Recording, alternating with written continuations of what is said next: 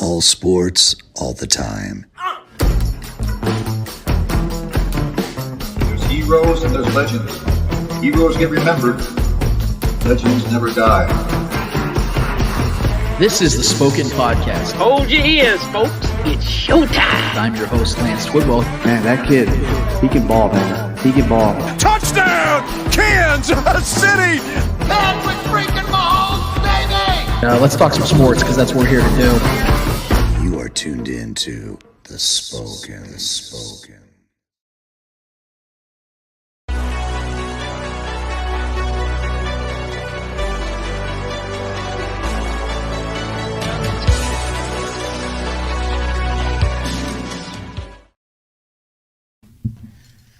This is the Spoken Podcast. I'm your host, Lance Twidwell, here inside the the Starcade Media Studios. I don't want to leave my guys out here. Shout out Starcade. With my guys, Trevor Twidwell. What's good? My guy, Trevor Twidwell, I should say. For episode 218, we are in full swing, full motion.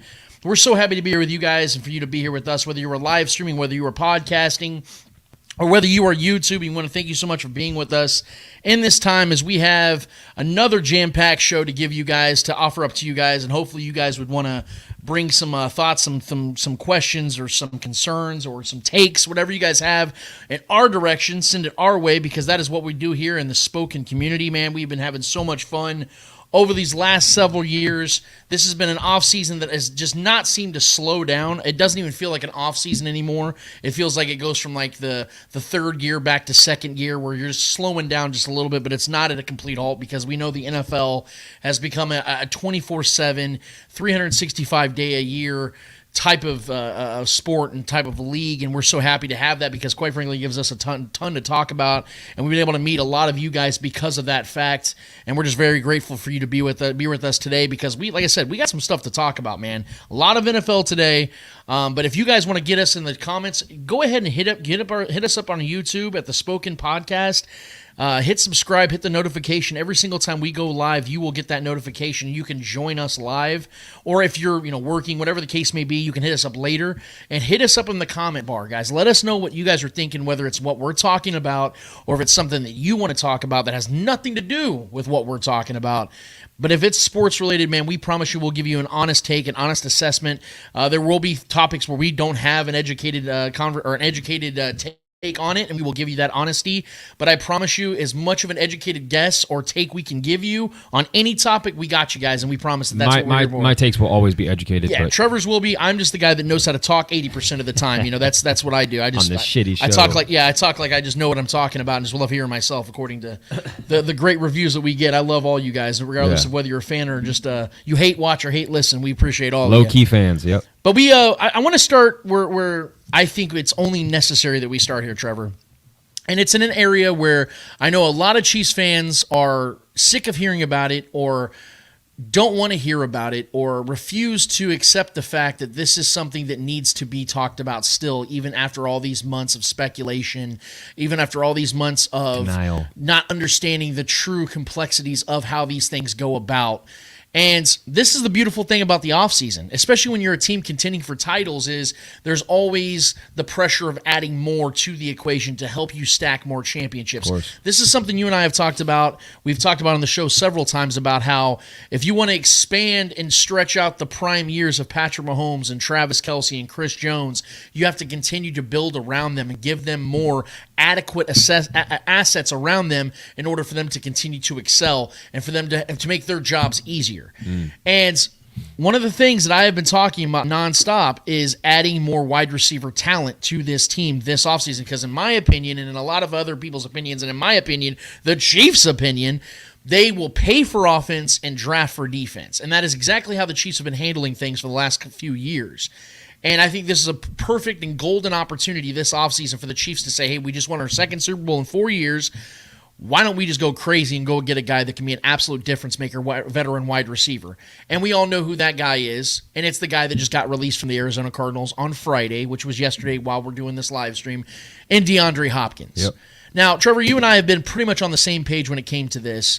Some of our friends, some of our co-host Eddie Ortiz has been on the opposite side where they didn't think he'd be cut or the Chiefs wouldn't trade for him. Regardless, there was more of a bleak perspective on their end as far as whether the Chiefs would go after him or not, or whether he would end up with the Chiefs. And that is still up for debate because there are other suitors that we will get to in a second about whether DeAndre Hopkins will be in Kansas City, or there are other teams out there that will go after him aggressively, more aggressively than the Chiefs, outbid the Chiefs, things of that nature. We're going to talk about that in a second. What we do know right at this second, according to Adam Schefter, Ian Rappaport, all the big-time reporters, is the Cardinals decided it was best for their interests, for their future interests, for their current interests, to part ways with DeAndre Hopkins, allow him to go shop himself, market himself, and present himself to other suitors to get a chance to potentially win while making some decent money, while the Cardinals decide to eat $22 million in cap space, which I thought was pretty crazy in itself. There's really no true explanation as to why the Cardinals decided to do this as opposed to wait for the June 1st designation where they can save that money. Right.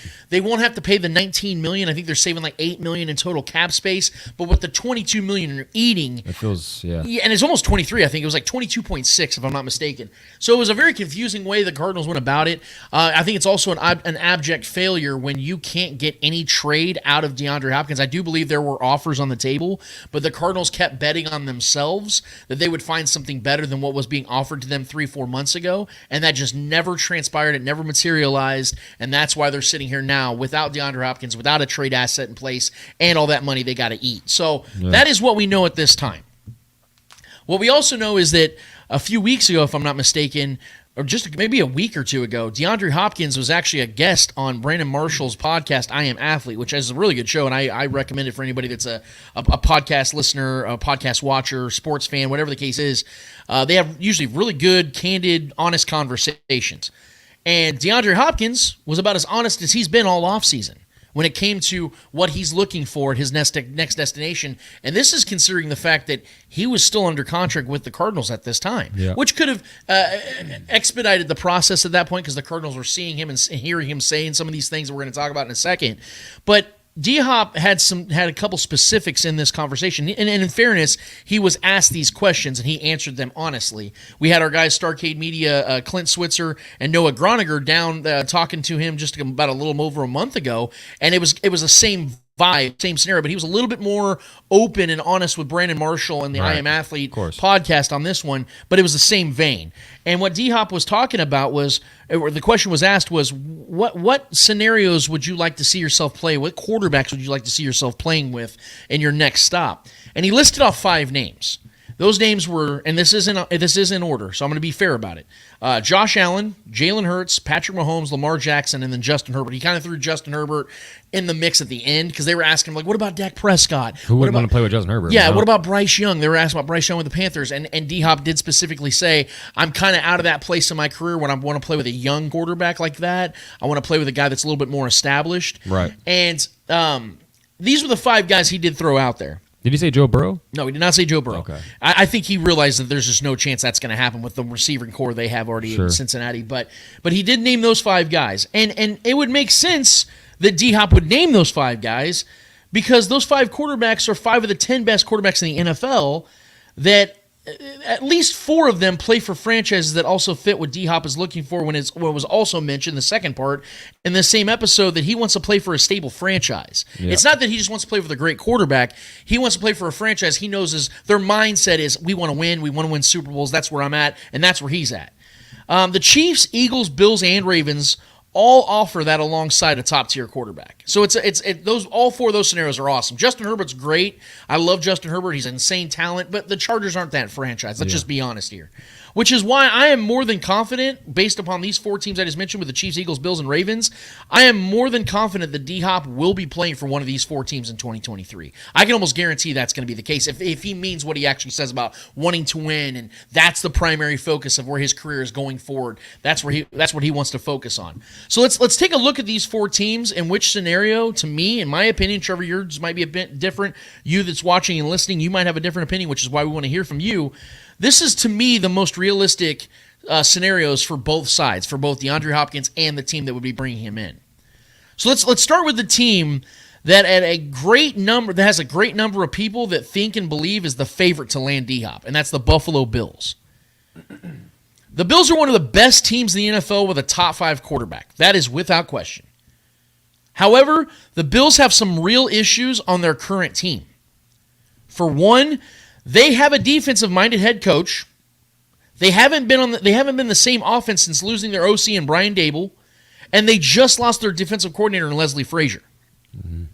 That's a lot of issues within the coaching staff alone.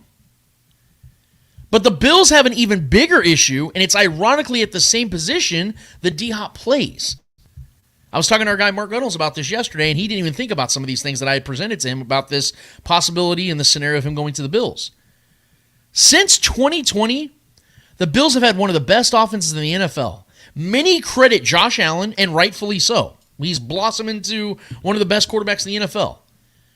But what was the biggest reason for that change from 2018, 2019 to 2020 to present? Trading for Stephon Diggs. Right. Diggs has been the staple that has held the Bills' offense together and took Allen to a level we never saw him come close to in his first 2 seasons. What was the last thing we saw or heard from Stephon Diggs? He was on the sidelines screaming at Josh Allen with his arms in the air out of anger and frustration because he wasn't getting the ball enough in their blowout postseason loss at home to the Bengals. Diggs then fled the stadium and immediately after the game avoided all media, and he's pretty much avoided all media ever since. Then, this offseason, we've seen that Diggs did skip OTAs. Now, in fairness, obviously, they're voluntary, but along with that fact that the season, the way it ended, Diggs is also coming up on a contract year. It's hard for me to believe that bringing in another alpha top 10 wide receiver, target hog, another target machine, is going to be what makes Diggs less angry. Yeah. You bring in D-Hop, you take even more opportunities away from Diggs, and he's already shown that he's not okay with that as it's currently constructed. Not to mention the fact that the Bills play in one of the toughest, if not the toughest division in football as it is current to date. If winning is D-Hop's biggest want, why would he choose the toughest path? I get that he and Von Miller are BFFs, and that's been stated over and over again. But Von Miller may not play next season, and he's 34 years old on his way out of the league anyways.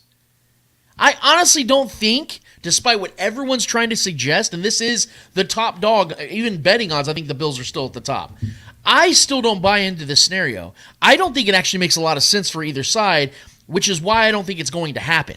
I don't think the Bills are the team. I do think that they are obviously a team that has a chance. Von Miller would disagree with you. Von Miller would vehemently disagree with me, and I understand why. But the point is, the Bills are a team that have a lot of structural problems, as I've already stated. And we had a comment from James T. Kirk. Shout out, James. Yeah, he even threw in the extra comment as well as Gabe Davis is still there, who also takes a lot of targets as well, who's a blossoming player year by year. So yeah. They have some decisions to make with him as well, because I think this is year 4 for Gabe Davis. He just keeps getting better and better, yeah. Yeah, so they're going to have to wonder, do we extend Gabe Davis? Right. You know, like that. There's a he lot probably won't of be questions. a Bill after this season. Yeah, there's a lot of questions. Their offensive line. Is their offensive line going to be really good this year? Right. How good is their defense going to be again without Leslie Frazier? And how much more pressure is on McDermott? That's the biggest move right there. Yeah, exactly. So there's just, for and me, they've lost defensive pieces. Yeah, for D-Hop's perspective, I'm just looking at this, I'm wondering, is this really my dream scenario to try to win a Super Bowl? No. Like, you know, from the outside looking in, you got Josh Allen, Stephon Diggs, and guys like that, but it's like, I feel like he'd be stepping on toes. They would oversaturate their wide receiver core, and I just don't know if it's actually going to be as feng shui as people believe it would be, as it would be on paper. And then we also have the Ravens. Actually, no, and I'm not going to go with the Ravens yet. I want to go with the Eagles. Trevor, you're going to have to help me out on this one, because I don't know what I'm missing exactly here. Yeah. I mean, sure, they have the current money to make this happen. I think they have like $14-15 million in cap, and they have one of the richest owners in the NFL. Yeah. But just from my perspective, why would the Eagles spend even more money on wide receiver when A.J. Brown is set to make over $20 million in 2023, and they have Devontae Smith, who's in line for a massive extension himself? Like, they can literally give him that extension now and in 2024. It's less about the money and the future contracts for the already there stars for that team. It's more about the way the offense is. It's a run-first offense that thrives in the trenches and moving the sticks and having long drives. That's not an offense that a star receiver goes to thrive in. At least having multiple star receivers. There's not enough passes to go around in that offense. They run the ball a lot. They have a mobile quarterback that likes to run a lot. They run a lot in the red zone, more than most teams, and they have a lot of rushing touchdowns, not a lot of passing touchdowns. Right. You know what I mean? So why would just systemically for football purposes?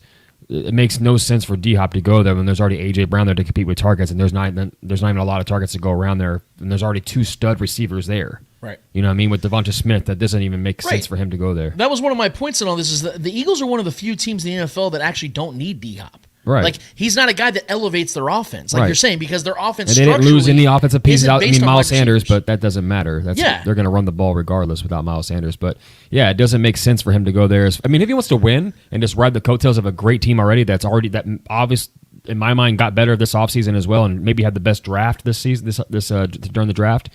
I mean, if you just want to simply just go win and ride the coattails of an already well-made team, sure, that seems like a good opportunity, but money-wise, it doesn't make much sense for me, and targets-wise for him and his legacy and his continued success year in, year out, statistically, it doesn't make sense to go. Well, and also from the Eagles' perspective, why would they spend $10+ million on a luxury piece when they were just in the Super Bowl? They didn't lose any. Yeah, if he's not going to play a pivotal role, why would you go and get a guy like him? You can go and literally just sign a undrafted free agent or somebody like that to play that same role, and they got save $10 Dallas million Goedert as well. Yeah, I mean, they got 3 studs in that receiving game already. I mean, adding DeAndre Hopkins just doesn't. To your point, too much sense. Yes, for him, like, to win, like, that's a very great spot for him to go to. But for both sides, this is what my argument's based on. For both sides, does it make sense for the Eagles? I don't think it does. If they didn't have A.J. Brown, I'd be like, oh, you got to go get D-Hop. Because him and Devontae Smith and Goddard would be perfect for that offense. Well, he mentioned Jalen Hurts as one of the quarterbacks, right? Yes, he did. He was the second one off I the think board. that's the only reason. Yeah. I think that's the only reason why they're on this list. I don't think there's any interest there, mutual interest there from the Eagles side anyways. Because it just doesn't make that much sense for them to make that move. I think they know who they are and they've established what that offense is, and it doesn't make sense for the Eagles to. I mean, if D-Hop wants to go play, they're cool. I mean, he mentioned Jalen Hurts as a guy he probably just respects and likes his game, and obviously just went to the Super Bowl and he's a Houston guy. Was this close to winning the Super Bowl against the Chiefs and would have been the Super Bowl MVP. So I don't blame anybody for wanting to play with that guy, and the way he's evolved over this last offseason alone is incredible. But that just feels like one of those teams that, ideally, if he wanted to go win somewhere, that would be a great spot to go to. I just think that was more of a throw-in guy and a throw-in team as far as the betting odds goes for him to land. So and then there's the Ravens, a team that, with about as confusing and as turbulent of an offseason as we've seen from a franchise that's as respected as they are in some time. It was a very, very odd, cringy, confusing offseason. Yep. But now that the dust has settled, Lamar, got his record-setting money, and the Ravens are looking to bounce back. This would be, honestly, an ideal spot for D-Hop to land and become a wide receiver one in an offense that's desperately needed one for years.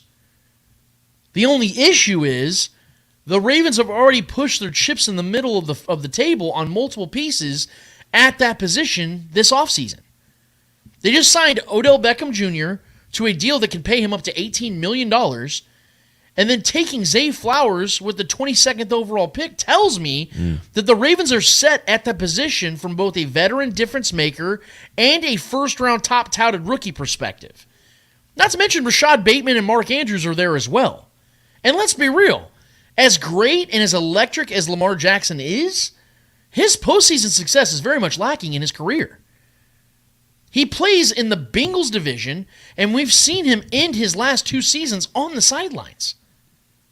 As commendable of a franchise as the Ravens are, they have as many questions they do answers, and with a new unproven offensive scheme coming in this next season, D-Hop would be taking on a major risk, and I'm not sold that the Ravens would spend the money on another 30-year-old receiver. I just don't think this is a scenario that I'm into, and I'm out on it completely because, like you said about the Eagles, the same rule applies with the Ravens, even with an unknown offensive coordinator coming in and changing up some of the offense, and Lamar saying he wants to throw the ball more.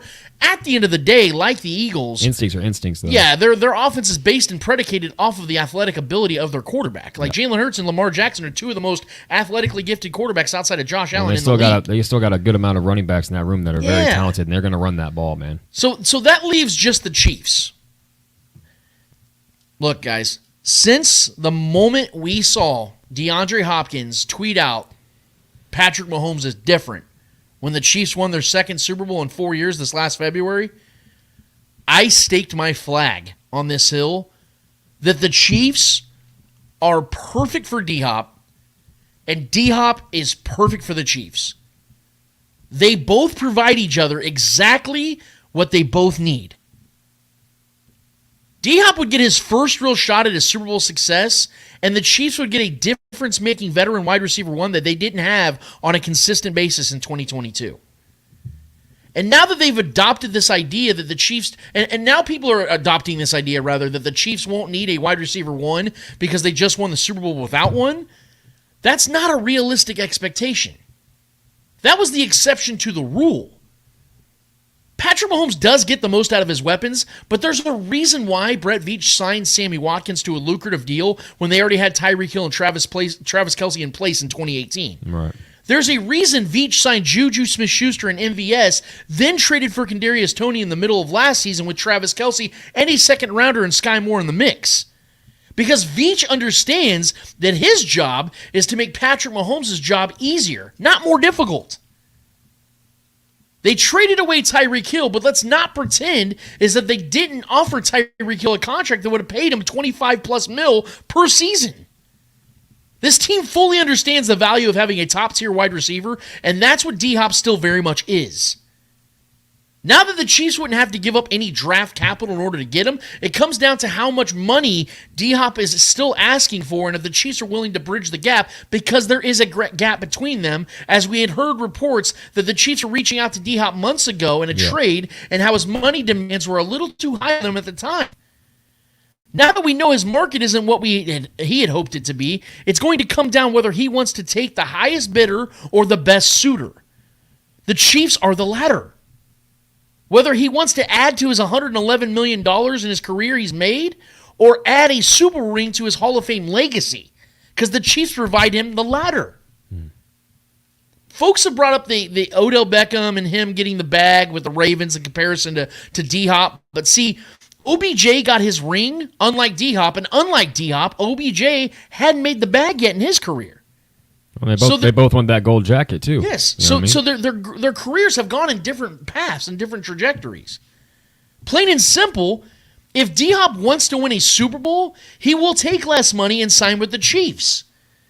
The Chiefs will have to pay him anywhere from probably $8 to $15 million, and yes, they can make the money work with a Chris Jones and or L'Jarius Sneed extension, Patrick Mahomes or Joe Tooney restructures. But just like D-Hop, if the Chiefs want to make this work, they will. We just saw in 2020, as we talked about before the show, Trevor, the Chiefs had less than $178 million in $178 dollars in cap space and paid Patrick Mahomes $500 million, and then in the same offseason paid Chris Jones an $85 million extension. Right. So the money, I'm not focused on the Chiefs' cap structure. It's about man. money. It's about cash. Yeah. The Chiefs have the fourth richest owner in the NFL. I think Clark Hunt by himself is worth like $14 billion. So if he wants to put the money into something like this, that can and will happen. This is the perfect relationship for both sides. D-Hop fills a glaring need at wide receiver one for the Chiefs, and the Chiefs would reset D-Hop's market for 2024. Trevor, this needs to happen, man. What are your thoughts on this scenario with the Chiefs and D-Hop? I think we've established that me and you both are adamantly wanting this move to happen. I think we both are on the same page when it comes to who the best fit is. Not only can the money be moved around and things can easily take place. I mean, we see that happen all over the place. And I believe that James Kirk once again is commenting, talking about the Cowboys possibly sneaking in as another suitor, which I think they would be a decent suitor if that was to happen. I think that would actually be, even systematically with their offensive way they do things with, their running game being banged up, with Pollard being banged up and going into the season maybe missing some time, and then Zeke Elliott gone. I think a number two, him being a tandem with CeeDee Lamb would be a nice duo. So I'm not going to act like that couldn't happen. That's definitely, who wouldn't want to go to the Cowboys as far as marketability and things like that. But either way, I do still agree that the Chiefs are the best fit systematically, quarterback-wise, head coaching-wise. We just won the Super Bowl. For me, it's a no-brainer, bro. It doesn't make sense for me to sit here and try to point out all the obvious points. I know a lot of people are denying why this wouldn't be, or a lot of people are denying the obvious facts that are pointing in the direction that this is the best suitor. Kansas City is the best suitor for D-Hop. I think his skill set is needed here. I think having a guy that can go get up and get it. I know we drafted a guy that has molded his game around D-Hop, and I've already discussed this. What better situation would it be to bring in D-Hop to be that guy to mentor these young guys and Rashee Rice and guys like that have molded their game and looked up to D-Hop throughout his career. I think bringing him here to work with those guys and be that guy to lead by example for a season or two would make too much sense for me personally. And like we've discussed too on the show, like you've brought up ad nauseum about how Andy Reid it takes time for young receivers to become established in the offense, especially year one. And year two, they tend to kind of maybe get there. But do we know if Sky Moore is going to take that next step? Do we know if Kadarius Toney can stay healthy? I am a full believer in Kadarius Toney. I said I believe he could be the wide receiver one in this offense. I've said that since we brought him over here. I like him a lot, but his health is a concern, right? A guy who's remained healthy most of his career and has been in a Hall of Fame trajectory his whole career is DeAndre Hopkins. And I'm willing to spend, and I'm sure the Chiefs obviously were exploring trade options earlier on in the year before the draft. The Chiefs want him. Can we stop acting like the Chiefs don't want him? That's already a fact. That's established. It doesn't matter what everyone else thinks or wants or whatever. If the Chiefs want him, your opinion doesn't really matter. And I think our opinions are more aligned with the Chiefs, that they know everybody else is working and gearing towards stopping the Chiefs. That was the case last year, and we've struggled against teams like the Bengals. The Bengals didn't get worse. Right. The Bengals are still the Bengals, and we lost pieces. Yep. We lost Juju, who was our most reliable receiver all year last year. Right. Had 9 catches in the second half of the Super Bowl. But that guy's gone. Regardless of what you think about Juju, whether you think he was a stud or not, he was a very reliable receiver and a safety blanket. Outside of Travis Kelce, he was the most reliable safety blanket for this offense. That guy's gone. So you need, and if you replace a Juju Smith-Schuster with a DeAndre Hopkins, that's an oh shit moment for everyone else in the league, because everyone else was getting better and focused on stopping the Chiefs, but yet we just got that much better, so now y'all got to keep chasing us. Right? No one's on our tier yet. This would just keep us on a path where everyone's still playing catch up to the Chiefs. And that makes the job for the ultimate chess move. That makes the job for these younger receivers that much easier for them to develop, because the pressure and expectation is no longer on them. Right. Because we know the moment D-Hop comes to Kansas City, it's D-Hop and Travis Kelce. Of course, and let's not act like Travis Kelce isn't going to continue to age. And this season, who knows when there's he could lose a step. We don't know. My guy, I doubt he does. I think he's going to ball out this season once again and just do what he does, because the connection he has with Patrick Mahomes doesn't rely on athleticism entirely. It's more about connection and timing. Yep. And that's something that can linger for years. That's something that can continue for years, and they have that established. But if you bring in a DeAndre Hopkins that can take some of that pressure off of Travis Kelce, especially Travis Kelce having to be the wide receiver one with all these young guys around him this season, without that Juju Smith-Schuster, another established guy, that's gone. So now you're depending on Sky Moore to take that next step. You're depending on Rashee Rice to be a stud year one, day one contributor, which could happen, and I fucking hope it does, because I love that kid's skill set. And then you're obviously banking on Kadarius Toney to be that elite weapon. Yeah. Without McCole and without Tyreek Hill, and he's kind of that new guy that can kind of do it all kind of guy. We're hoping he can do that while staying healthy. Right. Or you can be a little less risky with the move and just go get DeAndre Hopkins, a pillar player that would come in and establish this offense and continue this offense as the best in the league. And meanwhile, he can continue his legacy that is a Hall of Fame trajectory by possibly capping it off with not only a Super Bowl run, but possibly another Super Bowl for the Chiefs and his first ring as a Hall of Fame talent player. It's a win-win for both sides, and we've discussed this on the show so many times, man. But for me, it makes all the sense. We can bitch about the money, but I mean, everyone's wanting to, maim you for on Twitter or online or wherever about overpaying for a right tackle. Everyone wants to bitch about that and say, "Oh no, this is what the market demands is right." $60 million plus for a right tackle, and that's fine. But for a Hall of Fame wide receiver who's still in his prime, only 30 years old, everyone wants to talk about, "Oh, we shouldn't spend that money." This team is predicated, and the success of this team is predicated on the offense. And you giving Patrick Mahomes a Hall of Fame wide receiver, and you want to bitch about that and make it sound like it's a bad move, that makes no sense to me. Right? I get it. We want to protect Patrick Mahomes, so investing in the O-line, paying the right tackle what it is, I get that. I'm not even that upset about that money. Like, I know that was more your thing, but if the team thinks that's what's needed, the team thinks that's what's needed. So if the Chiefs go out and get DeAndre Hopkins, I don't want to hear any bitching, man. For me personally, it's the right move. Who else out there are you going to go grab that can contribute? I know we could talk about this wide receiver room is full. You're going to be sad if Richie James gets cut and we get DeAndre Hopkins? Right. Is that what we're really talking about right now? And that's a great problem to have if a guy like Richie James is cut because you're trying to make room. And I like Richie James. He's a good fit for this offense. If Rashee Rice, a guy they traded up for in the second round, ends up being their wide receiver 6, that means that you went from having one of the most inept, thinnest wide receiver rooms to one of the deepest. Right. Because of the fact that that's how much that's how much this one move would elevate this offense. I mean, you got to think about it, guys. And I'm gonna address James Kirk's take on the Cowboys in just a second. I promise I'm not gonna avoid that because I do have a take on it. But look at it like this. The Chiefs got Juju Smith-Schuster after 2 years of going after him. And everybody I saw was amped about it for the most part. Everybody was like, "Oh, we were great, fucking great stoked." addition." I was super stoked about it. I wanted him to be here long term. Yeah. I wanted to see him earn himself a chance to get a 3-4 year deal in Kansas City. Well, now, granted, we were fresh off the Tyreek Hill shit. Yes. Yeah. Now, obviously, the season didn't go as great as we had anticipated, but Juju was a pivotal piece. He was going to be a 1,200-yard receiver if he didn't miss those couple games. Missed a couple games. Yeah. There was a couple times he disappeared in the moments and things like that. And he played very well in the Super Bowl. I will give him that. Second half for sure. In the season, with one season with the Chiefs, Juju made $9.2 million. And I don't think anybody right now, hindsight, is going, God, that's a lot of money for Juju. Okay. Super Bowls are easy to make that thing easy to forget. Yeah. So we all can establish that Juju is nowhere near the wide receiver DeAndre Hopkins is, correct? So if I was to say, hey, the Chiefs can get DeAndre Hopkins for $12.2 million. You're right. Is that ridiculous?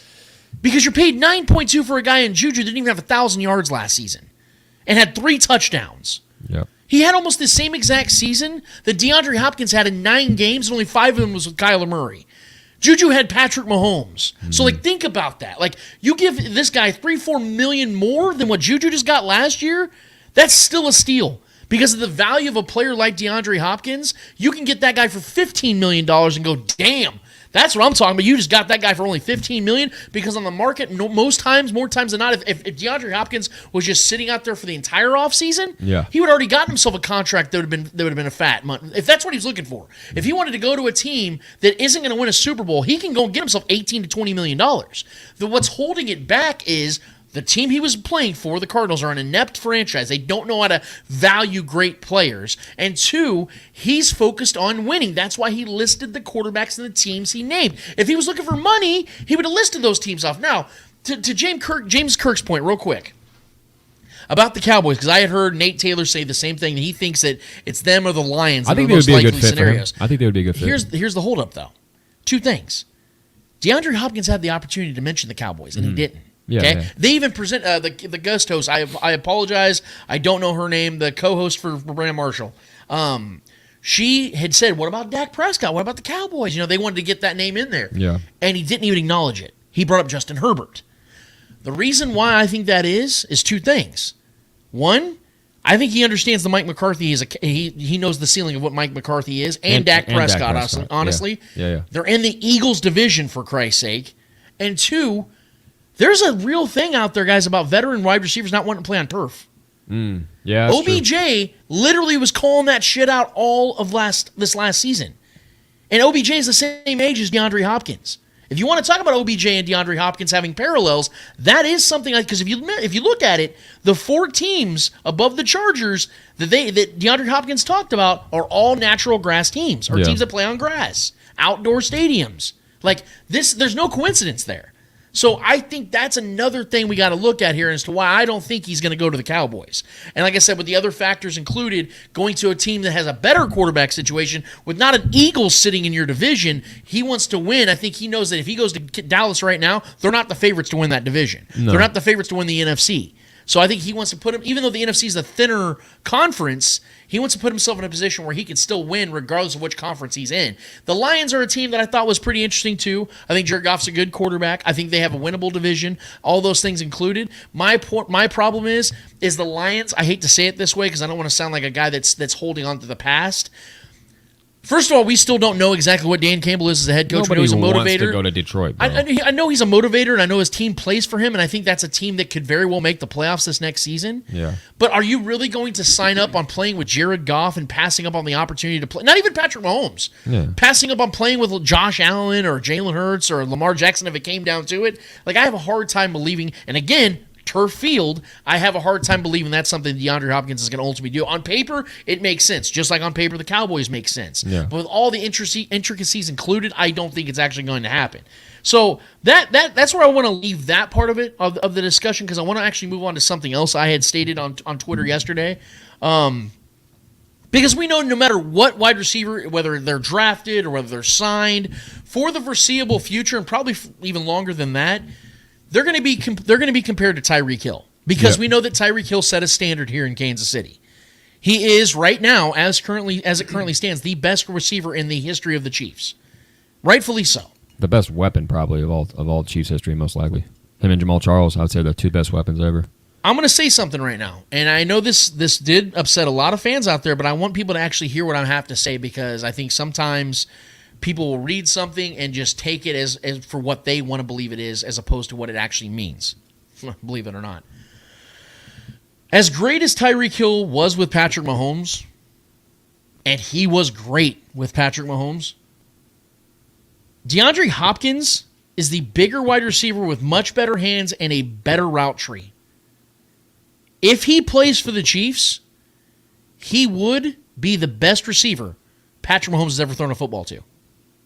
Now, I know that pisses a lot of Chiefs fans off, because if you look at the production that Tyreek Hill had with Patrick Mahomes and you see the success they had in the postseason, you think it's crazy. Yeah. And I had so many people say, Lance, 31-year-old DeAndre Hopkins is not better than prime Tyreek Hill.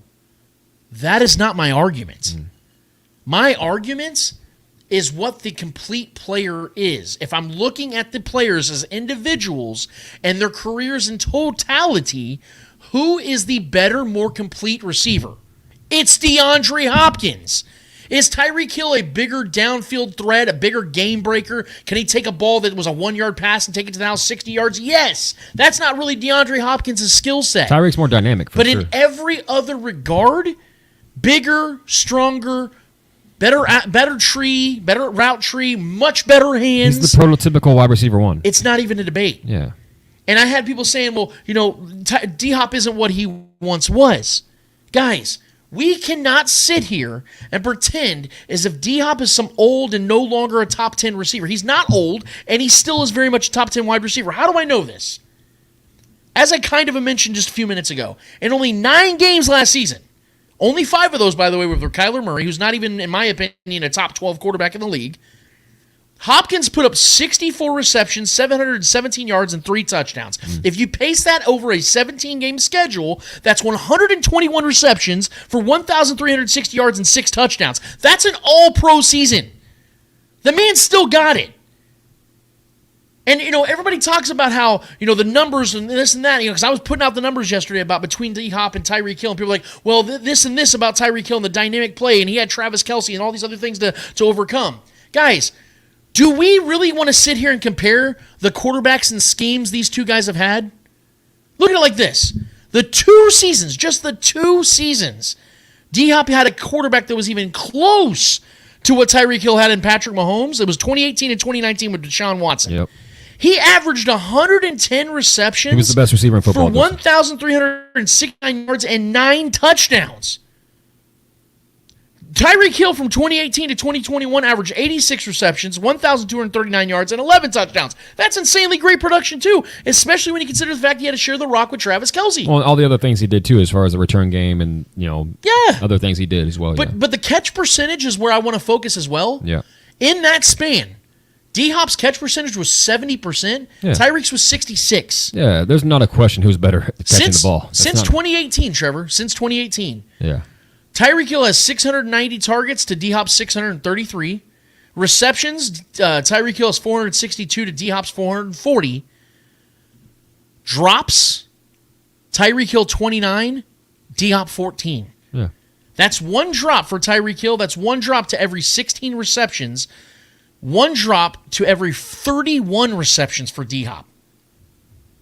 As I told our guy Real Bird Lawyer on Twitter this morning, Tyreek currently is the better receiver. I think Tyreek's one of the 3 best receivers in football right now. But D-Hop is still the more complete receiver and has had the better career individually despite having much less at head coach, quarterback, surrounding talent, and overall offensive scheme. These are not debatable. That kind of argues against your point you just made about Tyreek being a top 3 receiver, though, because if we're being honest, Tyreek underperformed this past season with Tua. And Tua's not a terrible quarterback. He's not great either, but, I mean, DeAndre Hopkins has performed consistently with or without great quarterback talent. Yeah. So, in my mind, that shows that he's been more consistent and the better receiver. Well, Tyreek did have 1,700 yards and like 7 touchdowns. Sure, but the touchdowns were not there. His production was down compared to what it was with Patrick Mahomes. Obviously, when well, Patrick's a better quarterback than Tua. Of course. That's what I'm saying, though. But D-Hop's production never really truly dropped significantly playing with or without great quarterback talent. Right. Tyreek's did. His touchdowns were way down this year. I mean, Jarrett McKinnon had more touchdowns than him. Yeah, and having Kelce and Waddle is going to take targets from Tyreek. Sure. But Waddle was in and out this year, too. He was banged up a lot this year, too. But having talent around you like that is going to make it that much easier for you to play at a high level, especially, again, when the worst quarterback Tyreek Hill has ever had is Tua Tagovailoa, who's the 12th best quarterback in the league right now. Right. Like, think about that. Like, he had Alex Smith for his first 2 seasons, who was a top 15-ish quarterback. One of the best offenses ran by Ed. One of the best offensive minds. With Travis Kelce and Kareem Hunt and these other skill players on that offense, on the good offensive line, all those things were considered. That's the worst that Tyreek Hill has I just want to be clear. This is not an anti-Tyreek Hill conversation. This is a pro-DeAndre Hopkins And this is what I've been trying to tell people. Is like two different things. This is providing context between the 2 players as to why I made my initial stance. People like to forget. That although Tyreek and Patrick were a great combination, because everyone talks about, well, Patrick has this big arm and Tyreek's a burner. Sure. Yes, that was perfect for 2 years. Yep. And then we saw the NFL caught up to it. Mm-hmm. They started playing that blanket coverage, that cover 2, cover 3 scheme. So Patrick had to adjust. So now, although Patrick still has that cannon for an arm, he doesn't get to utilize it as much. He has to play more possession style, has to play a little bit more conservative, had to hone it in a little bit, especially this year without a wide receiver 1. But D-Hop's skill set contributes to Patrick Mahomes as an evolved quarterback more than Tyreek Hill would. Yeah. And again, he's the more complete, bigger, better hands, better route runner type of wide receiver. Look, it's no different than Devontae Adams. Like, Tyreek Hill has put up at times better numbers than Devontae Adams. Sure. But who is the more complete receiver? It's Devontae Adams. It's Devontae Adams. I think the best receiver in football. Game. He has more to his game. Yes. And DeAndre Hopkins was Devontae Adams with a great quarterback. Although I do think Tyreek Hill is responsible for changing the game. I think he single-handedly changed the way defenses are played and altered the speed of the game. But I think the league is adjusted to where everyone's trying to go find their Tyreek Hill now after Andy Reid established that kind of deadly weapon. I will say he's responsible for that, but he's not. That doesn't make him the best receiver in football or better than DeAndre Hopkins as far as overall skill set and overall prototypical wide receiver 1, what you want out of wide receiver 1. A guy that's just so consistent at everything he does and, quite frankly, stays healthy. Unlike any other receiver in the game today, D-Hop has put up numbers that he shouldn't have with inferior quarterback play. Right. Like, look, how many great wide receivers in the history of the NFL had awesome seasons with bad quarterbacks? It doesn't happen. Right. Even Calvin Johnson, who was on a bad team, had Matt Stafford. True. You know what I mean? Like, Larry Fitzgerald, his best numbers were with who? Kurt Warner. But also another guy that changed the game, changed the way football was played. I mean, Megatron was just a force to be reckoned with. But Tyreek Hill and D-Hop are in those categories with those guys. They're all Hall of Fame wide receivers, is what I'm saying. And unlike Tyreek Hill, who, again, is an elite, stellar, nasty-ass wide receiver who I would love to still have on this team, if I had my way, I would love to have Tyreek still on this team.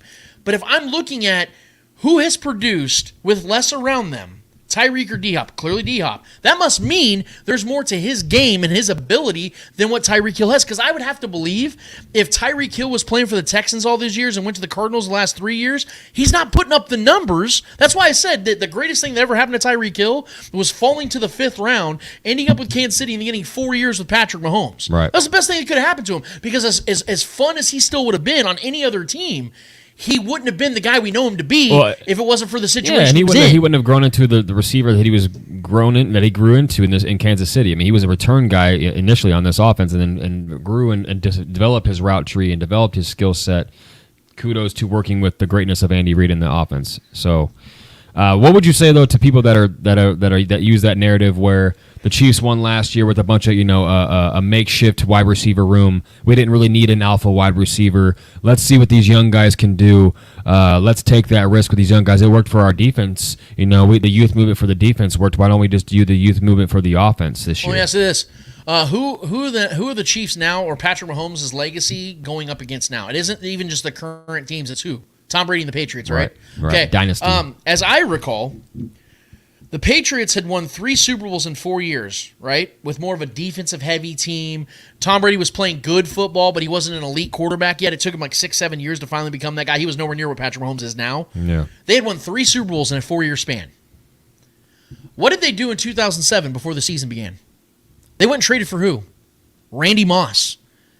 2 years later, who in the draft? Who did they go and draft? Not one, but 2 of the best tight ends in the draft, and Rob Gronkowski and Aaron Hernandez. Yep. Why would a team like that do that, make those types of moves if they're already winning Super Bowls that way? Because they knew the league was transitioning to the offensive side of things. You got to stay one step ahead. And you have to stay one step ahead. Of course. So when it comes to what happened in 2022, yes, it worked for the Chiefs. But if I'm going to sit here and bet on what's going to work for the Chiefs for the next 5 years, having that type of wide receiver room or having a DeAndre Hopkins and other guys that can help you in the offense, elevate your offense, which one's going to pan out more for Super Bowls? It's going to be the other one. Right. Like, even though the Patriots didn't win in 2007, you know what they did? They went undefeated. It was arguably the best single-season team of all time. Yes, and if it wasn't for the perfect situation with the Giants playing the way they did, the Patriots go 19-0. Yep. Like, think about that. They were 18-1 that season. So at worst, you're going to have a team that goes 18-1. Like, I know that DeAndre Hopkins wasn't Randy Moss, but it's not this humongous gap. You look at what DeAndre Hopkins has done in his career with the quarterback play he's had. When it's all said and done, his numbers are going to be up there, man. He's going to have damn near 14,000 receiving yards at the time of his. And you pair that with Patrick Mahomes. That's what I'm saying, dude. He's only 31, guys. He's not. I'm glad we brought this up because that's the point I want to bring up. And also, just a second part of that. How about this? When Tom Brady left the Patriots, first of all, why did he leave? Because they weren't getting him weapons anymore, correct? Right. They still had a top-tier defense. They had the number 1 ranked defense his last season in New England. Him and Belichick were at odds. But he left, and where did he go, Trevor? To a team that had not one, but 2 top-tier wide receivers in Mike Evans and Chris Godwin. And then they went and got who? Rob Gronkowski, the tight end he was winning with in New England. Leonard Fournette. There's a reason for this. Yep. We saw that Tom Brady realized that I got to have weapons to win more Super Bowls, and it worked his very first season in Tampa Bay. Hey, thank you. They went and got a crazy-ass Antonio Brown because they knew his potential on the field would help them elevate to a Super Bowl. With the loaded offensive line. Yeah. And just, I'm glad we brought this up because you look at what has DeAndre Hopkins done in his career since 2013 amongst all receiving players, not just wide receivers, tight ends, running backs, everything. This is where he ranks since 2013, 10-year span. He's first in targets, he's first in receptions, second in receiving yards, fourth in receiving touchdowns, 11th in yards per reception of a minimum 500 receptions. He's third in 100-yard games, and he's fifth in catch percentage with a minimum of 1,000 targets. Yeah. The Chiefs got to get him, man. With those targets coming from guys like McSorley and Colt McCoy. David Blow. Like, when you have a quarterback that's last name's literally Blow, I mean, you're gonna have to make the most of what you got. And this is why I'm trying to, and I know that DeAndre Hopkins has so much left in the tank, and I'm not backing down on this take. He's that I given have us no reason to think otherwise. I'm not backing down on this take, Trevor. I'm very confident right now, and I really hope this happens more so obviously because we want to see the Chiefs win another Super Bowl, and him coming to Kansas City elevates their chances of doing so. But he's got so much more in the tank, and I'm telling you guys right now, if you see DeAndre Hopkins catching passes from 15, he's going to prove my point. You're going to see a different. Everything they wanted out of Juju Smith-Schuster as a bigger, stronger receiver is everything DeAndre Hopkins is going to give this team. Yeah. What you saw in Juju and what your expectations should be from DeAndre is what Juju was, except a shit ton better. That's what he's going to be. Yeah, and I think it's odd, too. Another thing I'll throw out there is people want to talk about DeAndre Hopkins' age as if he's going to lose a step or he's not that guy anymore. But then we bank on the health and the production of Travis Kelce. They've both been just as consistent year in, year out. Yeah. And DeAndre Hopkins obviously being hamstrung by lesser quarterback play. He's 3 years older. But Travis Kelce's 34. He's my age. He's going to be a 34-year-old man when the season's going, in the middle of the season. 34-year-old legs. But we want to talk about how we trust Travis Kelce. Why is that trust not just as much on DeAndre Hopkins, who's been just as consistent in his career as Travis Kelce has? Outside of a suspension that you guys want to talk about, I mean, that is meaningless compared to what his actual production on the field is. Well, only Devontae Adams and DeAndre Hopkins have been better over the last 10 years than Travis Kelce. That's what I'm saying. Literally. Those are 3 of the most consistent players in the NFL as far as skill set players. Right. So why are we talking about homeboy's age? But we want to bank on Travis Kelce being him next season again, which I fully expect, of course. And I expect DeAndre Hopkins to be him as well if he comes to this offense. I don't understand why that's even a take if we're going to bank on Travis Kelce being great. And to that point, Trevor, everyone talks about how Patrick Mahomes gets the most out of MVS and these other guys. Imagine what he would get out of DeAndre Hopkins. Perfect. Let's do that. If we've seen untapped potential of DeAndre Hopkins with quarterbacks that are inept as fuck, imagine what Patrick Mahomes would get out of him. Like that's what I'm trying to get people to understand. Like this is one of those things where people just can't see the forest through the trees. Once you see him in this offense, it's going to click. Oh, that's what Lance has been talking about this whole time. Because I mean no disrespect to anybody that's watching or listening. I promise you, my goal is never to disrespect, condescend anything. I promise. I want honest, good, lighthearted conversation. I'm not an asshole. I promise. But seeing the responses that I've been getting, Trevor, I'm gonna be real. I really have to wonder if people have really watched DeAndre Hopkins play football. And I was just gonna say, I think there's a lot of bias here because he's been as great as he is and as big a name as he is in this league, a household name no matter where he goes. I just think it's because he hasn't been covered as much. The coverage hasn't been there because he hasn't been playing on good teams. Right. And when he was playing with Deshaun Watson, he was unanimously for at least 2 straight years the best receiver in football when he was playing with Deshaun Watson. Yes. He was the best. Everyone talked about how he never dropped the ball. His touchdowns were out the roof. His receiving yards, what he can do after the catch, his size, speed, hands, everything. He was the most complete. Between him and Devontae Adams for the last several years, he's been arguably the best receiver in football, except for the last couple seasons, just because he's been under the radar because he hasn't been playing with good quarterback play. And he's been on a bad team that has had injuries. He had a suspension. No airtime because the games are trash. The team is trash. You put him on the Chiefs, man. I'm telling you, it's going to remind everybody. And again, I know that Randy Moss is like one of the 2-3 best receivers of all time, and DeAndre Hopkins isn't, but DeAndre Hopkins is a Hall of Fame receiver, so I have to bring it into conversation. Guys, before Randy Moss had that record-setting season with New England in 2007, go look at his previous 2-3 years. He was putting up 500 yards, 600 yards, couple touchdowns. And then all of a sudden, he has this magnificent... Was it that he got better all of a sudden? He was 31 years old when that happened. Right. Ironically, the same age that DeAndre Hopkins will be in Kansas City this year, hopefully. You're telling me right now that his numbers, like 717 yards and 3 touchdowns, you're going to tell me right now that if he plays 15 games next season, not even has to play all 17, you're going to tell me right now that the chances of him having a 1,300-yard season isn't in play? Yeah. You're going to tell me he can't get 7 to 10 touchdowns? And to that point... Listen, anybody who's a history buff, shout out Shaggy Shane, the encyclopedia of the NFL. Guys like that, anybody like that, go show me where these all-time great Hall of Fame talent receivers just all of a sudden fall off in a season. Right. That does not. They taper off. Yeah. And that as they age, a lot of them go out on top. Guys like Barry Sanders, guys like Calvin Johnson, a lot of these guys, they don't just, or even the guys that played forever, T.O., guys like that. T.O. could probably fucking come and play in the NFL right now and still be a solid receiver in this league. He's pushing 50. You know what I mean? But these guys don't just fall off out of nowhere. Right. So if the Chiefs go and get DeAndre Hopkins, I'm not expecting him just fall off the face of the earth and not be the talent that he's always been year in, year out, no matter who's throwing him the ball. These guys don't just fall off. These guys are different. These guys are built. These are the best athletes in the world. These guys do not just fall, especially if you pair him with an all-time quarterback who's going to get the best out of him. Even if he's not who he was 8 years ago, he's still DeAndre Hopkins. He's still a guy that's going to go out there and produce and do what he does, and his skill set is rare in this league. Guys, there's maybe him and Devontae Adams are the two guys that have the similar skill set with the size, speed, and catchability. There's not a lot of guys like that. The Jamar Chases and the Tyreek Hills, those, and Justin Jefferson, I say, is a guy that's similar on his way to being that Devontae Adams, DeAndre Hopkins-esque tier because he has the size, speed, and hands as well. But guys like Jamar Chase and Tyreek Hill, those guys are different. They do different things. They're better with the ball in their hands after the catch. They make things. They're very explosive and dynamic.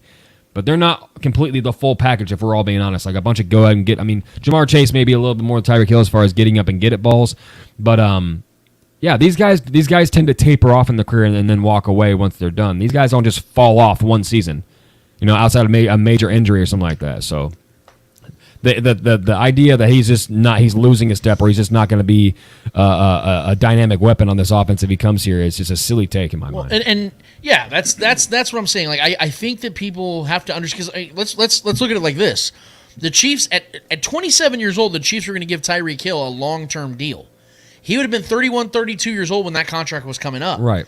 And Tyreek's the kind of receiver, if we're going to really talk about tapering off, he's the kind of guy that would do that quicker than a guy like DeAndre Hopkins because of the fact that his greatness is predicated on speed, athleticism. Right. And if anything drops off quickly, it's speed. Exactly. Guys will lose a step on speed. Not Tyreek but technique. Tyreek would still be one of the faster guys in the league even at 31, 32 years old. Yeah, he can be on one leg and still fight. But even with that, like I said, I want receivers as they get older to be guys that are reliable with their hands, their route running ability, technique, things like that. And before this last season, guys, DeAndre Hopkins only missed like 6-7 games in his entire career. Right. I think his first 7 seasons he missed 1 game. So he's a durable player. He's over 6 feet tall. He's over 200 pounds. Great hands. Probably the best hands in football still to this day. And his route running is elite. And his high point catchability is just something that's been unique in his whole career. Right. His ability to go up. He's got Kawhi Leonard hands, man. Yeah. The guy can go up there and get any ball. Even if Patrick overthrows a ball a little too high, he's going to snag that shit. And you're not just getting the skill set. You're getting motivated skill set because, again, more than likely, he's going to get a 1-year deal. Yeah. Maybe with the second-year option or something like that attached to it, maybe. But let's say it's 1-year deal. You're going to get the best out of DeAndre Hopkins because, again, he wants to win, and he also probably wants to make some money before he finishes off his career. He's made $111 million already. Yeah. But if he knows that if he goes out there and has a 1-year, $8 million deal with incentives that bring it up to $15 million, right? Yeah. Hits those incentives, gets $15 million. That's a really good year. But gets a ring, and then teams after that are like, hey, DeAndre, you won't even be you're not 32 yet. We'll give you a 3-year deal worth $65-70 million to end your career. Well, yeah, I mean, look what we just did for Juju. 1-year rental, went and got a fucking ring. $11 million a year. Didn't even have to be the guy. Travis Kelce was still the guy, and he went and got $12-13 million to go play with the Patriots. Yeah. One of the most successful franchises in NFL history. You imagine Congratulations, a Hall of Famer like DeAndre Hopkins coming off a Super Bowl winning season with the Chiefs. Yeah. There's going to be teams out there that are like, dude, you can finish your career here. You may not win a Super Bowl again, but you already got your ring now. Yeah. You can come and get another $65-70 million over the next 3 years. You don't think for 1 second he's not going to do that? Yeah. Like, that's how you earn that kind of money. Right now, his market's not there. That's why you go and capitalize. That's why Randy Moss went to New England. Had his best season of his career. Right. And then ended up playing for two more teams after, even after his Patriot years. Yeah. So he still continued to play and played in another Super Bowl with the 49ers. Yeah. So that's the same kind of trajectory that DeAndre Hopkins could be on, guys. So, yeah, ideally 2 years ago, you don't want to see Tyreek Hill leave. But now you have to transform your thinking. You have to transform how you build your team. And if you can go get a cheap veteran difference maker at wide receiver 1, it's a common sense move. We saw how many people all over the Twitter sphere that are well-connected people kept saying he's got to go to the Chiefs. Matt what's his name? Matt Smith, or NFL Draft Scout. Matt Miller. Oh, yeah. He was like, he was singing the Kansas City song. Like, what a great song. Like, people are dropping hits. Field Yates. Adam Schefter. When I listen to Adam Schefter talk, because he's the most connected guy in the league, he always talks. I always listen to his reasoning and what he doesn't say. Those are the two things I listen to. He was on SportsCenter this morning, and what he said was he was listing off all the teams that DeAndre Hopkins had mentioned he would like to play for. Right. And he mentioned all the reasons on those other teams, not named the Chiefs, as to why he couldn't go there or wouldn't go there. The fact they already have this wide receiver in place, they don't have a need, he'd be a luxury, things like that. When it came to the Chiefs, all he said was money. The Chiefs can make that work then. Yeah. If that's the only holdup, we'll start a GoFundMe. Fuck it. Yeah, but again, It comes down, as Matt Verderame did say yesterday, and I'll give him credit for that. Matt Verderame said it's not always just about cap space. It's about cash. Yeah. And the Chiefs have one of the 4 richest owners in the league. So if Clark Hunt sees the value And we've in won this, 2 Super Bowls in the last 4 years. You know how much cash we probably got stacked? you know what I'm saying? Stop Like it, man. each home playoff game that they probably raked millions of dollars off. If Clark Hunt Did really you see the draft setup? I can see it right for now. fuck's sake, bro. Clark Hunt, Brett Veach, Andy Reid sitting in a room. Yeah. And he's hearing them out as the reasons why they need to go and get DeAndre Hopkins. If Clark Hunt knows that gives them just 8-9% better chance of winning a Super Bowl and gets to make more money in the postseason with those postseason games, you're really going to tell me Clark Hunt's not taking that on? Well, and plus, man, like everyone's hyped about this defense and how this defense can take the next step after overachieving last year as young as they were. And a lot of these guys are going into year 2 who are now veterans, who are now more established and know the system even more defensively. Everyone's excited about this defense taking that next step with Chris Jones obviously being the anchor of this defense and getting that extension most likely to come. Why would you not want to solidify your offense alongside that? This offense, regardless of how we feel about this offense is not solidified yet. No. There's not, outside of Travis Kelce, there's not. We can talk about Pacheco, but we don't know what Pacheco is. He's going to have to string together a couple seasons to be the guy. He obviously showed that he is him, but he's going to have to continue that this next season to prove that. And he's already banged up heading into the season. So, and running backs are expendable as hell.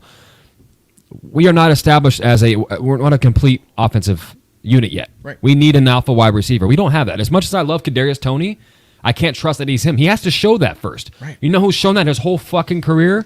DeAndre Hopkins. Right. He's floating out there. He is free. It makes no sense to not go and pursue this man. And the Chiefs, I don't know. I haven't heard any other. I know the Chiefs were already confirmed to have been trying to trade for him a couple months back.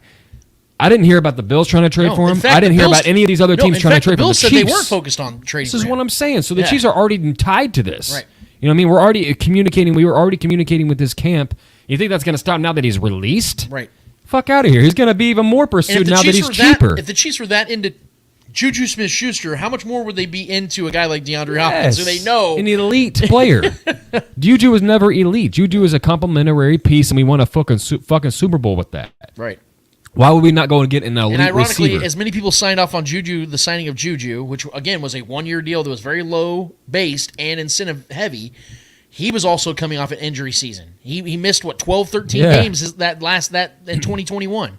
So the parallels are all there, guys, as to why you should be amped up about this potential and why I refuse to move off when thousands, and I mean thousands of people told me to give up on it. Don't talk about it. It's not happening. This is why I refuse to do it, because I really do believe the Chiefs are the team that are going to ultimately get him. And when you see him in this offense, you're going to understand why I was so giddy about them getting him. I want to move off to another topic that has to do with the Chiefs as well, and it has to do with the Chiefs adding another veteran, but this time it's a veteran on the defensive side, and it's a guy that I think the Chiefs would really like to have back because of the fact that he was on this team for the previous 4 seasons, and that is defensive end Frank Clark. The Shark, baby. So according to Heavy.com, which by the way, shout out to Heavy for posting Mitchell Schwartz and I's exchange on their website. That was nice. I appreciate that. According to Heavy.com, 3-time Pro Bowler defensive end Frank Clark remains a free agent as of May 26th. That's why former Kansas City Chiefs teammate Chris Jones has been consistently pounding the table to get Clark back in Kansas City. Though Clark was seemingly already hinted at the interest in rejoining the Chiefs, Christian Martinez of UMKC Rue News confirmed his interest on May 26 by reporting that Clark is, quote, unquote, looking to get a real deal done with Kansas City. Clark may stay in Kansas City after all, Martinez wrote, and there's a tweet out there. You guys can check that out. Martinez's report simply expresses Clark's desire to rejoin the Chiefs. We still don't know what kind of contract he wants, but a follow-up tweet by Martinez shows that there is mutual interest between Clark and the Chiefs to get a deal done. Quote, again, according to my source, he might stay in Kansas City, end quote, Martinez wrote, but a deal of some sorts is being worked out, end quote, again. And they go down the list of what Frank Clark has done in his career with the Chiefs and what his value would mean to the team. But the point I want to bring into this, guys, is what Frank Clark would mean to this team moving forward. First of all, let me just put it out there. I would love Frank Clark to be back. Familiarity. I would love for Frank Clark to be back. Now, the hanging points and the talking points are always money.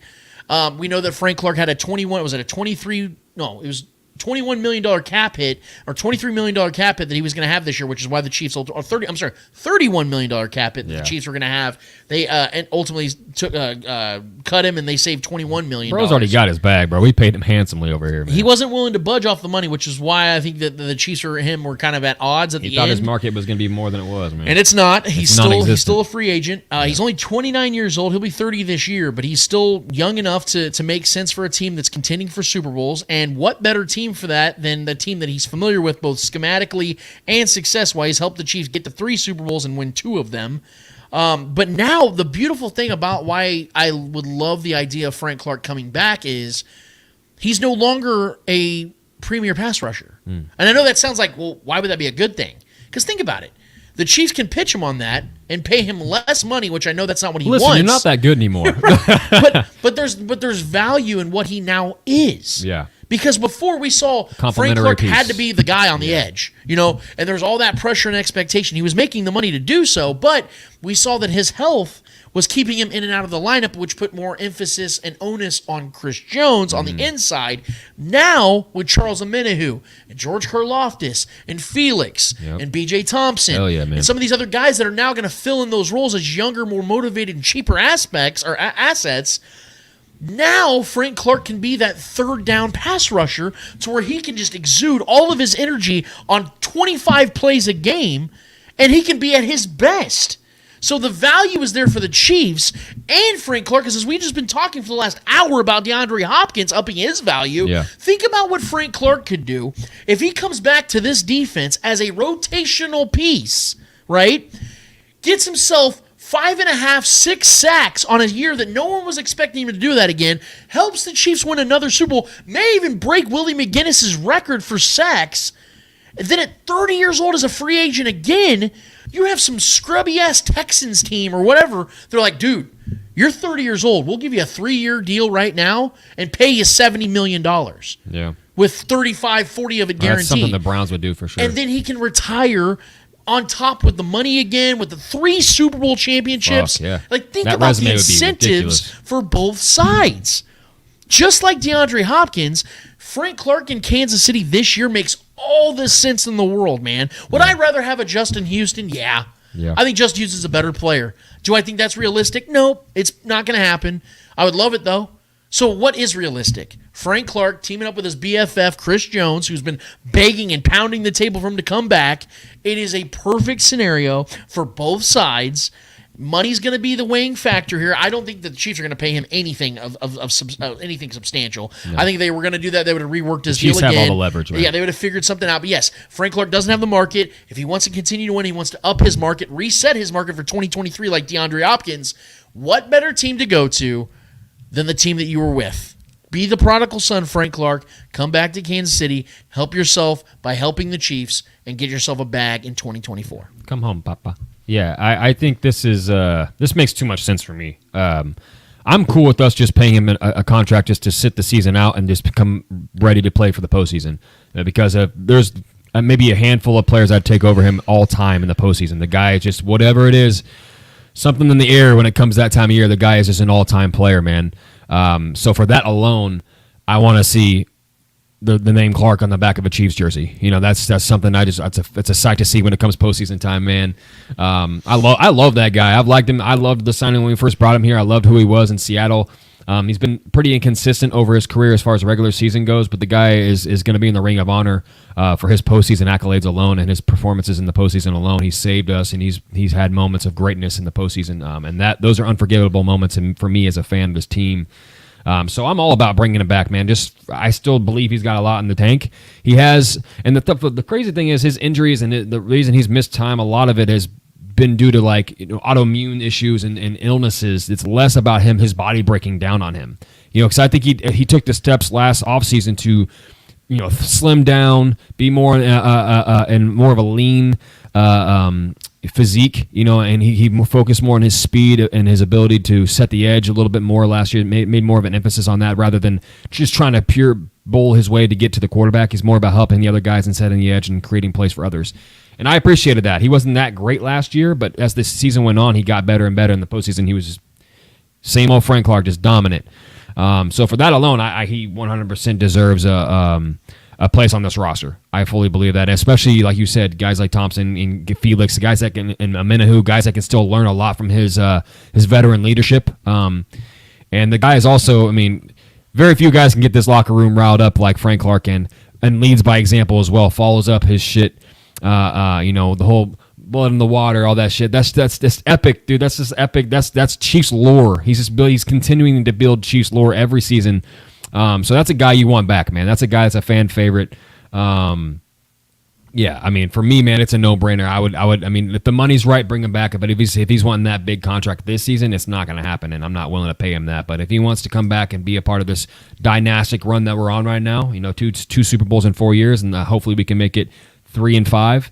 That'd be awesome, and I would love to see him be a part of that and continue his dominance in the postseason. So for that, man, I 100% would love to see Frank Clark back on this roster. Now I know there's the question, and it's been specifically asked to us in our YouTube chat, and I want to pull it up. But I know this has been a question a lot of people are already asking. And this is from our guy Kev. Can we get D-Hop and Frank Clark, and will we have to do Chris Jones' deal before we do a deal with them? Okay, so let me first of all address the Chris Jones side of things, because this is the most important part of any of these moves happening, because we do know that Chris Jones' contract is what's going to set in motion the Chiefs having cap space to do so anyway. So let me put it out there. Chris Jones is going to get his contract extension. It's a matter of when, not if. It's going to happen. If the Chiefs are going to move off, because I was on Spaces with our guy D-Mac and our guy Chris and Mark Gunnels and everybody. Jody was there as well. I had somebody directly ask me while I was on the Spaces, do you think it's going to happen, and why do you think it's going to happen? Well, it's going to happen because of the fact that the Chiefs were not going to pay Chris Jones. They would have already traded him before the draft because they would have to get not only for him, bro. Not only for draft picks, but the fact he's got almost a $30 million cap hit. Like, you can't go into this season with a $30 million cap hit on him unless it's Patrick Mahomes. Yeah. You can't have multiple guys with $30+ million cap hits like that unless you just can't avoid it. The Chiefs can't avoid it by paying him what he's worth. Now, I had somebody on Twitter say, well, if they were going to do it, they would have done it anyway. Guys, do you remember in 2020 when Chris Jones got his extension? Do you know when he got his extension? July 14th. That is over a month and a half away from now. Which means that is more realistic for that to happen at that time. Now, people say, well, does that mean, though, that they'll be out of D-Hop then if they have to wait that long? No. Think about it, guys. D-Hop is in no rush. Yeah. Think about it. DeAndre Hopkins alone is not a guy that practices a lot. So he's not trying to get to training camp. He wants a book, and he wants to hang out with Patrick Mahomes and understand the offense. And, yeah, he'll have to practice. He'll have to understand the offense. But he's not a guy at this point of his career that's going to have to go out there, day one of training camp and have to go out there and be grueled and, oh, my God, I got to learn how to play wide receiver. No. He's already established. He's seasoned. He's a pillar. Yes. So he's not a guy that you have to worry about. So if the Chiefs can have a deal in place with him right now, be like, hey, look, we're going to pay you this. Let's have an agreement between ourselves, and then we'll make it official once Chris Jones' contract is extended. Yeah. Once that happens, then we'll put that on the books, and then we'll make it official. Adam Schefter will report it, Ian Rappaport will report it, and then everybody else will know. But for all we know, the Chiefs and D-Hop are already in discussions about finalizing the deal, because according to what we know, DeAndre Hopkins doesn't have an agent. He has a business advisor, which means he's going to be talking exclusively with whichever team he's talking to and trying to get a deal done. So for all we know, that's already happening.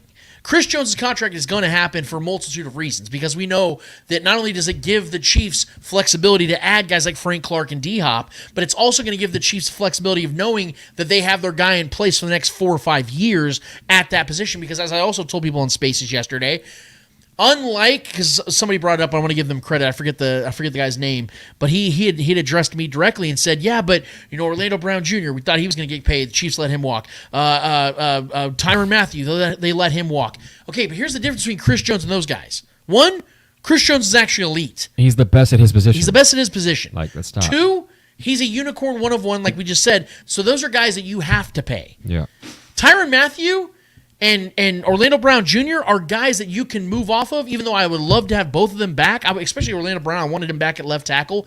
Even with that, I still understand why the Chiefs didn't ultimately pay him the way they wanted, the way that Orlando Brown was asking for. But if Chris Jones, who, by the way, is not even asking to be the guy that resets the market at his position, he's saying just pay me top 3 money, which he clearly is top 3 at his position. Yeah. So you pay him $25 million a year, he agrees to that. You're all of a sudden getting a bargain with what Chris Jones is, and you get him for the next 3 to 5 seasons, that only elevates your chances of winning more Super Bowls in this next 3 to 5 year window, which is coincidentally in the prime years of Patrick Mahomes and the remaining years of Travis Kelce's career. So it sets up perfectly for the Chiefs to make this happen, both for Chris Jones's trajectory, helping the Chiefs win, and opening up money for them to go and get better free agents like Chris Jones or like DeAndre Hopkins and Frank Clark. Yeah, I mean, for me personally, man, I've never been more certain that a player is going to continue to be a Chief than Chris Jones. The guy has gone out of his way on all his social media to make it clear that he's a Chief for life. He's going nowhere. You know, that he's established. He's outside of Patrick Mahomes, Travis Kelce. He's probably the most well known and well loved Chiefs player on this roster. So for me, I'm not worried about this at all. I don't even know why this keeps getting. And he's going to get extended at some point. And he's not a guy that, like, we could talk about how certain we were about Orlando Brown, but Orlando Brown wasn't all over Twitter talking about I'm a Chief for life. Chris Jones isn't out here trying to get paid the top dollar and as if he's the best at his position when he's not. Chris Jones is the best at his position, but he's not out here begging for the best top tier pay to reset the market. Chris Jones, and he's always been about this. Chris Jones he's backed up everything he said in all his words, even during the Super Bowl runs where we're talking about, they're going to make a movie about this. This is dynasty talk, all these things, and he's wanted to be a part of this. Dynasty is a long-term discusussion, not short-term. He's not trying to just collect the check every time he has an extension coming up. Chris Jones is about legacy more, look, I respect players either way. He could have went the Carmelo Anthony route and just got the bag everywhere he went. And Chris Jones could have got more money somewhere else if someone really wanted to overpay for it from his last extension, whatever. But Chris Jones is about legacy. I think he understands that, and I think that's what he's about. And I respect that, and I have no worries and or concerns that Chris Jones is not going to be a Chiefs for the next handful of years. Yeah, it's like I said, I'm not worried about it until it's week 1, and Chris Jones is still sitting there on the 1-year deal. But again, the Chiefs can't responsibly do that because of the cap structure. Yeah, man. You can't let him go into this next season with that. And Patrick Mahomes will not allow that. And furthermore, you can't, even if the Chiefs were to trade Chris Jones before the draft, do you guys understand how big of a hole that creates? That's them creating their own headache. That's like me going over to that wall and headbutting the shit out of that wall constantly and going, God, I have a headache now. Well, I'm the reason it happened. Right. Sometimes you can't avoid it. Because like you said, Trevor, maybe Chris Jones was like, you know what? I've already won my Super Bowls. I'm going to go and make the bag somewhere else. Thanks, Chiefs, but you need to trade me. Yeah. That's something the Chiefs really can't avoid because it's like Tyreek Hill. The Chiefs were willing to pay him a certain amount of money, but they knew, if we're trying to win more Super Bowls, we can't just, concede to everything you want, to the level you want. Sometimes you have to do that. You brought up Tyrann Mathieu, and you brought up guys like that. These guys weren't homegrown guys like Chris Jones was. Chris Jones, granted, he wasn't a beach guy. He's been here his whole career. He's brought here. We gave him, we drafted him here. He's been a dominant player since day one. He's entrenched in this culture, in this city, and this fan base. He's called this fan base out at times when needed. When it needed to be, and whether you agree with him or disagree with him in those moments. Chris Jones has done nothing but build an absolute deep rooted relationship with this fan base and this coaching staff, and reaching the pinnacle twice now as a champ for this franchise. There's a bond here that is rare, honestly, in today's sports realm, with the loyalty that he has and the consistency that he portrays and what he does in the field consistently, man. So if we recognize that, Brett Veach and Andy Reid recognize that he's a pillar on this defense. He's a pillar on this team. He's a captain on this team. So I think everyone recognizes that, and I think we all need to stop worrying about. Take a deep breath. He's going to get extended. I'll say this. Furthermore, it's also the fact that Chris Jones is the age that he is. Yeah. We talk about it all the time about the age 28. You usually don't want to pay guys like that. Or you don't usually want to pay guys big money after the age of 28. He'll be 29 next month. Prime, baby. He'll be 29 next month. Yeah. But he is that special player. We all know he showed no signs of slowing down. Yeah, we all know that if Travis Kelce or Patrick Mahomes are on a 1-year deal right now, it wouldn't matter how old they were. Right. They're getting an extension because they're just that great. That is what Chris Jones is. He is literally the Patrick Mahomes of this Chiefs defense. And furthermore, for sure, the Chiefs aren't paying, outside of Justin Reed, anybody big money on the defensive side. So they have a bunch of cheap young players around Chris Jones. They can afford to pay him that. If the Chiefs were already paying, let's say Felix and George Karlaftis already established themselves as two of the best pass rushers in football, and they're 26 years old and they're both coming up for contracts. Right. Okay, all of a sudden Chris Jones' value drops a little bit because we know the edge rush is more important. But that's not the case. Those guys, George is entering year 2 and Felix is a rookie. So the opportunity for you to go in there and really establish yourself in the middle of your defensive line with a guy who's very much in his prime, who just had his best season of his career, who has shown no signs of slowing down. He may not be on an ascension, but he's not on a descension whatsoever. So I would be willing to bet that for the next 2 seasons, Chris Jones is going to be playing at an all-pro level. And if it, by year 3 starts to taper off a little bit, I'm okay with that because that's towards the end of his extension. Mm-hmm. And you can get out of the money by year 3 and year 4. So that's the realities of the NFL. But you want to capitalize on a team like this right now that is built so cheaply with a ton of young players setting records in the Super Bowl for most rookies playing. You want to capitalize on maintaining the guys that are getting you there. And that's Chris Jones. This team doesn't win a Super Bowl last year without Chris Jones. Absolutely That does not happen.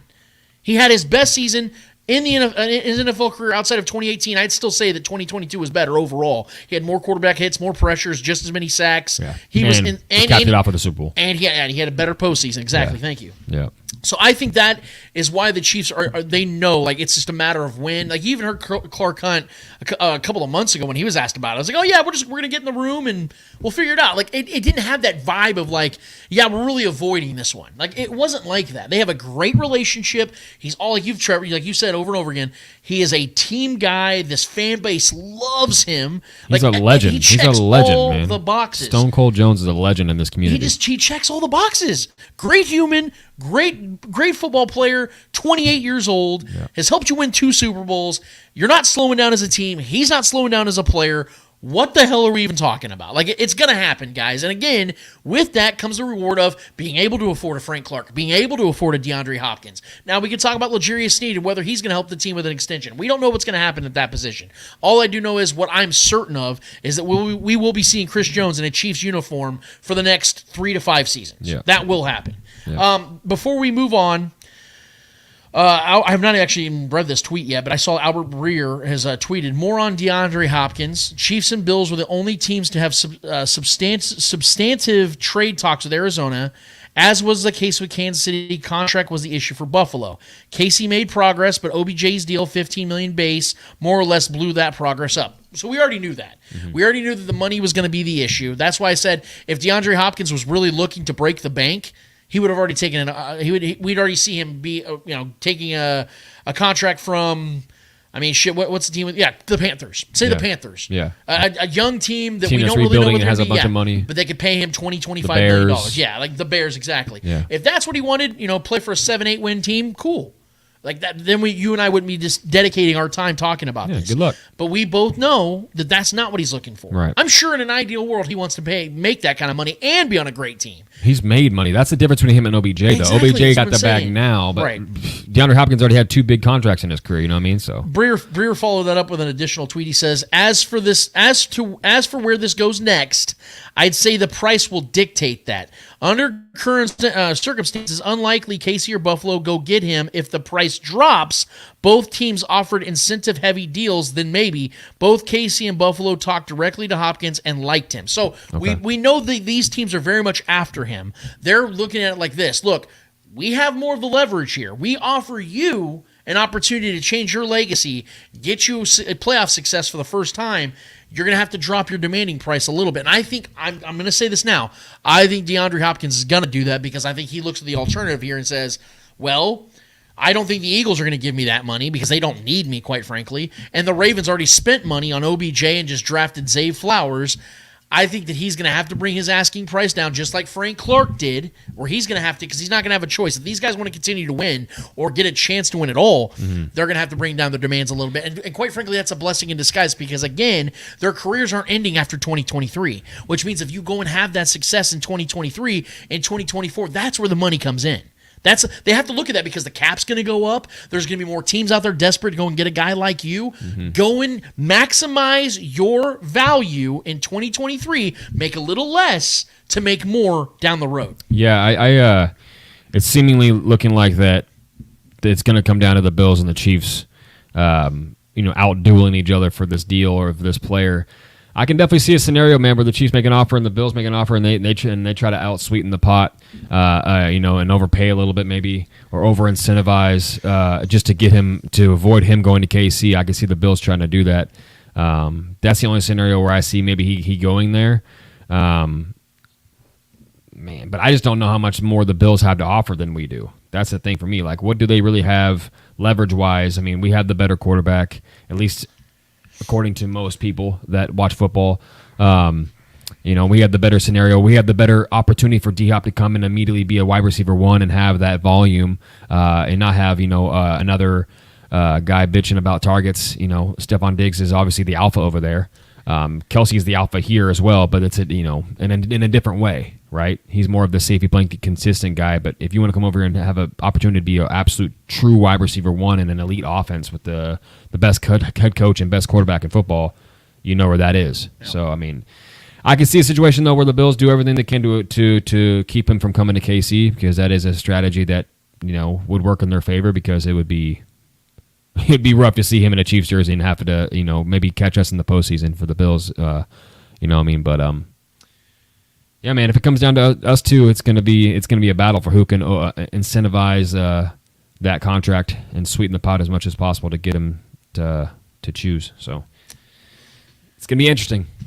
We're going to leave it there because I think this is going to be slow. I think this is going to be a slowly. I want to believe this is going to happen quick. I don't think it's going to, though. I think that we're going to be probably in the middle of June before we know anything about where DeAndre Hopkins is going to be going. Yeah. I'd like to believe it's in the next 48 hours. I do think within the next 48 hours we're going to know the finalists. I do believe that Albert Breer is telling the truth, that it's going to probably come down to two teams. Yeah. It might be Kansas City and Buffalo, but like you said, Trevor, and like I said at the top of the show, it's just really hard for me to believe that Stephon Diggs is going to be, oh, yeah, bring him on. I'm on a one-year deal. I want to stay here. Or Gabe Davis, too, trying to get his contract. He's only going to get his volume as well. So and if Von Miller was healthy, I could say, like, oh, maybe they'll figure something out. But Von Miller is going to probably start the season on the PUP list, and we don't know what he's going to be.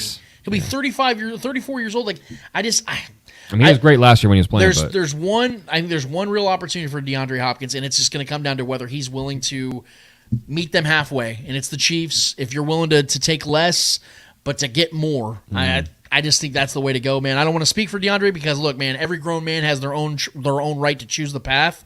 If he wants to go out there and get money, awesome, dude. Congratulations. Go get as much money. I want everybody to be rich. I want everybody to get as much money as you possibly can in life. Of course. So that's what DeAndre Hopkins wants. Go for it, dude. But if you really are being truthful about what you're saying, about you want to win, you want to be with a stable franchise, there is literally no better choice than coming to Kansas City. And I'm not even... Look, we're Chiefs fans here, so of course I want to see it happen. But even if I wasn't a Chiefs fan, I would have to... Dude, there's no better place. Yeah. Like, if there was a better place, I would have to be honest. I'd have to be like, yeah, that makes more sense, man. Like, I just think that I would love him here. That would be my take. I would love DeAndre Hopkins here, but the Eagles just make more sense. Like I said, if A.J. Brown never went to the Eagles, and the Eagles are sitting here right now looking at DeAndre Hopkins, I'd be like... That's probably a better spot, man. Yeah, like, that would change things. Yeah, for sure. I would love. Or if him OBJ here, didn't go to Baltimore. Yeah, I'd be like, it's hard for me to really sit here and say this is the best spot, but it is. The Chiefs have won more games, more postseason games, and more Super Bowls than anybody over the last 4 years, and it's not stopping. The Chiefs aren't at the end of the rope here, where Patrick's 38 years old and Travis Kelce's been retired. No, they're still very much in the heart of this dynasty they're building.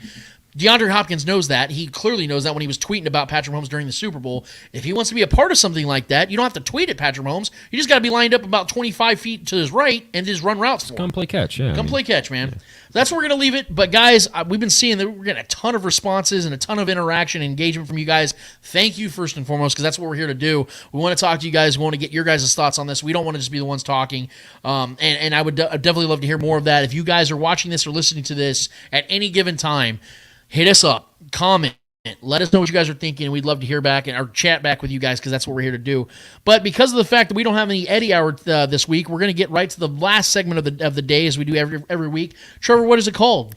Hold this L. Each and every week, we finish off each and every episode with a series of L's in the world of sports. Whether those L's are friendly L's or not so friendly L's in the world of sports, we promise you, who is ever holding the L's in the world of sports from Trevor and I, deserve those L's in the world of sports from Trevor and I. Trevor, who's holding the L for you this week, my man? So, as we all know, the NFL continues to try to evolve and try to, change things as far as, safety, as far as the fluidity of the game, officiating, camera angles, extra camera views, and all these different things to the game. And in respect to the NFL, they've blazed the trail a lot of ways. And similar to the NBA,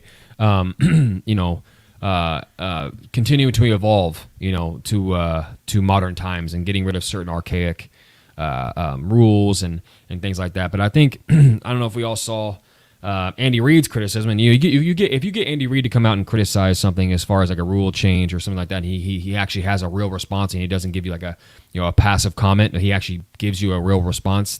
That shows you that he has a problem with certain things. And when Andy Reid speaks, people listen, right? Big Red's got a big voice. So the NFL, I don't know if you guys saw it. I'm sure most of you have. They've changed they're at least as far as like a 1 year trial period this season. I think they're changing the to test out the new special teams kickoff return. Basically, the rule is if they in any fair catch, the team automatically goes to the 25-yard line. And Andy Reid's criticism of that was, here, I'll just read you his statement here. He said, "My thing is, where does it stop? Right? You don't want to take too many pieces away. You'll be playing flag football at that point." I understand the league wanting to take the physicalities away from the kickoff return because over the years there's been plenty of injuries, with guys colliding with each other at full speed. But you can't take the contact out of the contact sport. Avoiding.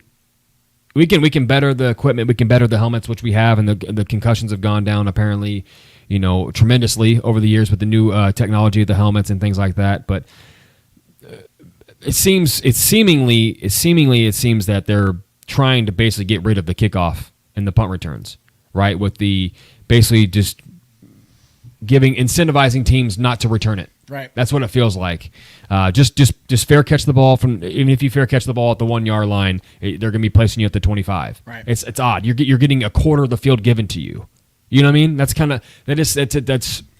This is a hard fought game, and the teams that have fought hard, day in, day out, night in, night out, in this gruesome game, it just seems to kind of softening the game a little bit. If we're all being honest, that just seems like a gimme to a team that didn't earn those yards. Immediately putting you on the 25-yard line, just for fair catching it and not taking any kind of hit or any kind of interaction with any players. And I 100% back Andy Reid's comments. I agree with him.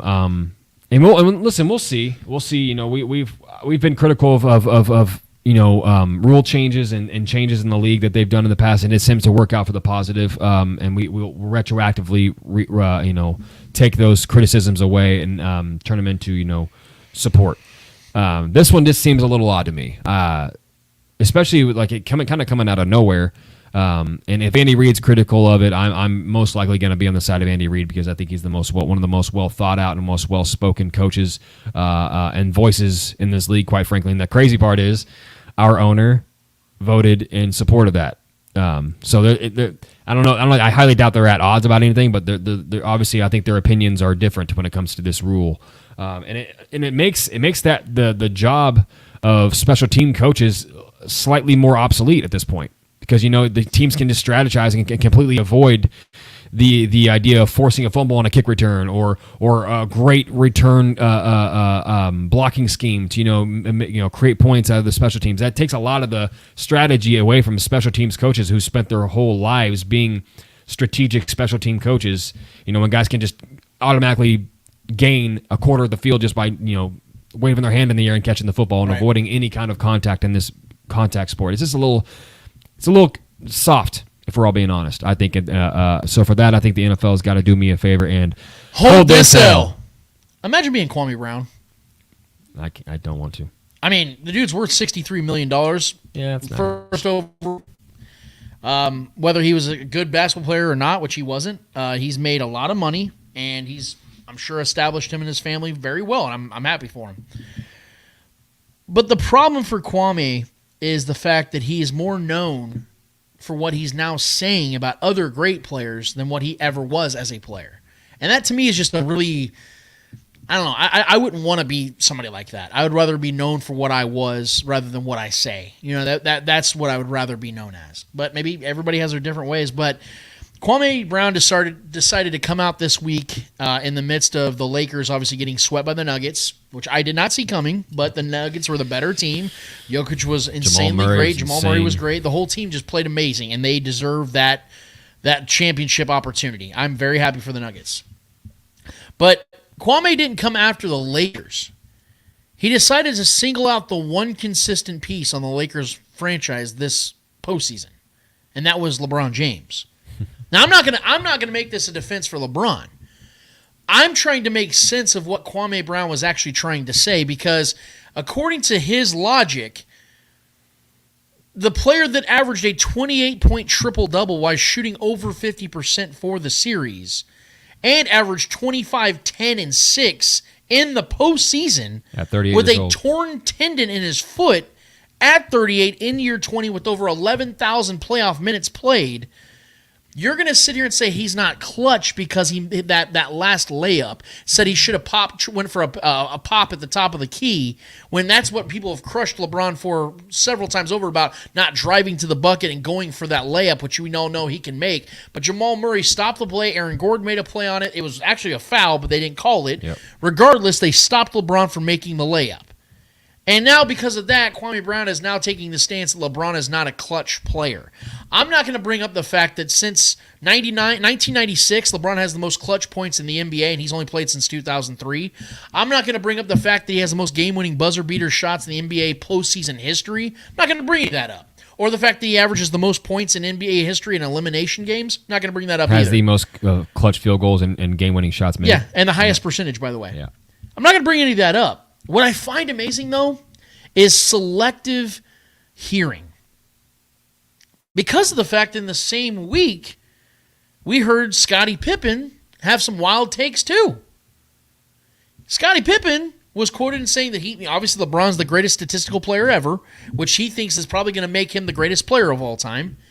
And then went on to talk about Michael, and we all know there's a lot of bitterness and hardship between Scottie and Pippen, or Scottie and Michael, for a lot of reasons. Obviously, Scottie has brought up that The Last Dance was a puff piece, which it clearly was. It was very, very entertaining, but it was very self-serving for Michael Jordan, and it made Scottie look really bad in a lot of ways.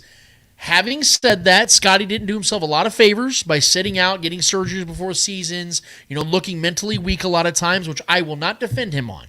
But he came out and said that Michael was a horrible player to play with, said he was a horrible player, which I totally disagree with, because before Scottie Pippen, Michael was averaging like 35, 5, and 5 on like 48% shooting. He was not a terrible player. I don't want to hear that for 1 second. Yeah. Michael was arguably the best player in the NBA at that time. But Scottie made a good point about the fact he wasn't playing team basketball. He was just jacking up shots left and right. It took Phil Jackson. He's a volume shooter. And Scottie Pippen's emergence to change the way Michael was playing, at least to some degree, because Michael was still shooting 27 times a game. Sure.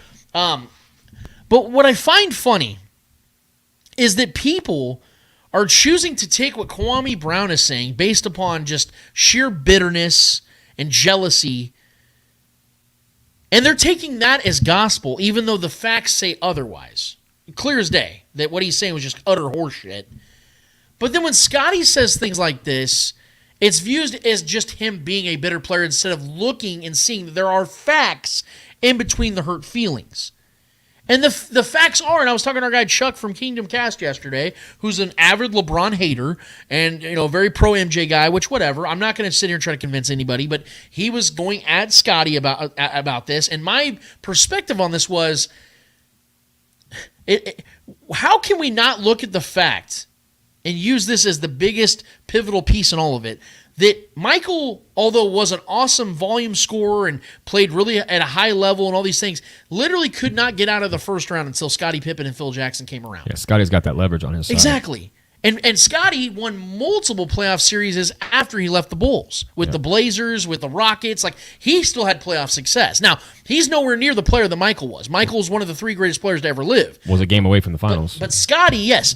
Michael retires in 93, and in 94 they go from 57 wins to 55 wins, make the Eastern Conference Finals. One horrific foul call, ironically, on Scottie Pippen from getting to the finals without Michael Jordan. Then Michael comes back, 17 games in, averages 27, 7, and 5 on 44 or 45% shooting. Incredible. Then goes into the playoffs and is averaging 32 points a game, and and Michael Jordan chokes against the Magic.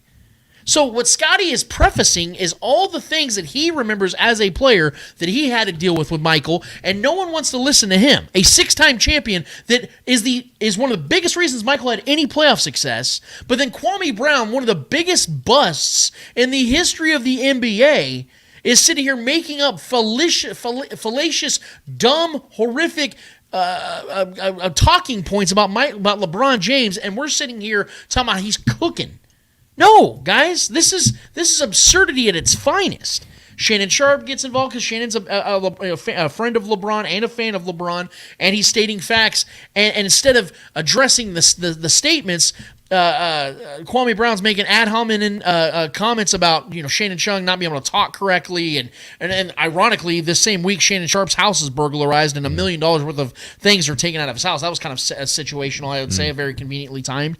But the fact is that we have a very backwards way of looking at things, that whenever we hear things that that fall into our confirmation bias, we just naturally take that as gospel as opposed to seeing what the truth is in every statement. Do I believe in what Scottie Pippen said fully? No. I don't believe that Michael Jordan was a terrible player before they started winning off championships, but I do believe there is truth to what he was saying about the player and what his mindset was, and there are facts to back that up, just like there are facts that completely rebuke anything that Kwame Brown said about LeBron James. So for Kwame Brown, for the people that are following this ideology, this just irresponsible way of thinking, while also demonizing Scottie Pippen for speaking from experience with Michael Jordan tangibly, y'all need to do me a solid today and hold this L. Yeah, who's got more validity, Scottie Pippen or Kwame Brown? Kwame Brown. And our boy KG came out this week and said that LeBron's the greatest scorer ever, because he is. People, dude, it's because he's not Steph Curry. He's not MJ with the fadeaway. He's not Kobe Bryant with the the sauce. He's not as elegant. He doesn't have a go-to move. All these stupid-ass narratives, but he's consistently scoring more than all these guys, and he's the all-time leading scorer in playoffs and regular season, and it's just 19 straight seasons of averaging at least 25 points a game, 14 seasons of at least averaging 27 points a game. Like, I'm done. I'm done arguing with these people, bro. For real. Like, it's the numbers speak for themselves. The success speaks for itself. People were trying to talk about the sweeps and all that, and people would like to ignore that MJ was getting swept in the first fucking round multiple times. Like, I don't know what to tell you guys. And he didn't have success until Pippen got there, and then when Pippen's saying shit, you want to downplay that, but elevate Kwame Brown. It's before embarrassing. LeBron's injury this season, he was averaging 38 and 7 in the regular season. At 38 years old. At 38 years old, year 20. Gets injured, still plays through when he was supposed to have season-ending surgery, and goes to the Western Conference Finals and is the best player on his team. Again. Yeah, in year 19, people were glorifying Jordan for averaging 20. LeBron's averaging... Year 15. That was year 15. Or year 15, yeah. He didn't make it in year 19. Yeah. I'm saying, well, in comparison, like it's people were glorifying Jordan for having a 25-point night with the Wizards and missing the playoffs. LeBron's averaging 30. Right. It's remember how easy the East was, and the Wizards were still missing the playoffs. Yeah. Like it's just comedy to me, man. And I had to address it because Kwame Brown's getting more attention now than he ever did in his NBA career, and ironically, it was Michael Jordan that drafted him first. People overall. Are trying to turn an objective reality into a subjective reality. Yeah. The numbers speak for themselves. The numbers are what they are. The success is what they is. What LeBron is doing is unprecedented at the age he's doing it at. He's still a superstar in this league at 38 in year 20. Yeah. It's never been done before. His trajectory is he's creating a new path. It's almost as if we should appreciate it. Yeah, the record books are going to be completely reset by the time this guy's actually done with his career, man. So please just appreciate it while it's here. You can bitch about the certain things you don't like about his game, but it is what it is. And please appreciate the fact that we have a platform here that we would love for you to be a part of. So if you guys have not joined up with us on YouTube, hit the subscribe button, hit the notification button, so every time we go live, you're with us immediately. And more than anything, we'd love to hear from you guys. Hit us up on the comment section. Yeah. Obviously, we are on Facebook and Twitter and things like that. We are really trying to grow our brand on the YouTube side of things, and we really appreciate your guys' support. And for everybody that's already doing it, we love you guys, and we definitely appreciate you guys already. But man, utilize this platform. I'm not saying there are a lot of other really good shows out there. We love our Starcade Media family. Clint and Noah have given us an opportunity here to be a part of that. And we don't take that lightly, and we appreciate Arrowhead allies that they have there with our guy Shaggy Shane and Brian B. Shinen and my guy Michael Matthew. That's an incredible show. You guys should definitely be following them. Our guys over at Chief Concerns, you already know those are my best buds. It's a community, man. Yeah, JD and Marcus Dash are the two best at what they do, and I love what they have going on. We got a lot of good friends out there. Like I said, the Kingdom Cast. There's a lot of really good shows out there. The Kingdom Queens. Yep. I love their show. That Lexi and Jody and those ladies, they do an incredible show. They get great guests. Very active on Twitter. Good on Twitter as well. So you got options, and so trust me when I say we're grateful that you choose us for the time that you do. So if you're going to be here with us, man, you guys might as well chime in. We'd love to hear from you guys, and we love all you guys, man. We appreciate every single person, and I said from the top, whether you hate watch and hate listen, or you love listen and love watch, we appreciate all you guys because you're only furthering our brand, and we very much appreciate the effort that you guys are putting into this. But we want more. We would love more from you guys because that is why we do this. More. Yeah, just like Kyle Wren. more. Travis Kelce, bro. Exactly. Yeah, that's the better reference actually. But that's it for the show today, man. And if you guys have not, like I said, have not done it, hit subscribe. And we're gonna keep doing this as long as we feel that it's necessary because we have a fun time every single week. Yeah. And as long as you guys are having fun, we're just going to keep doing this, keep putting content out there. But in the meantime, for Trevor Twidwell, for our producer Clay Wendler from Red Tribe Cinema, I'm Lance Twidwell of The Spoken Podcast. Episode 218 is done, finished, and finito. And until we're back here in 1 week's time for episode 219, possibly even talking about a DeAndre Hopkins signing. I think it's still a little early. We'll see how it goes. But until then, we out of this bitch. Later.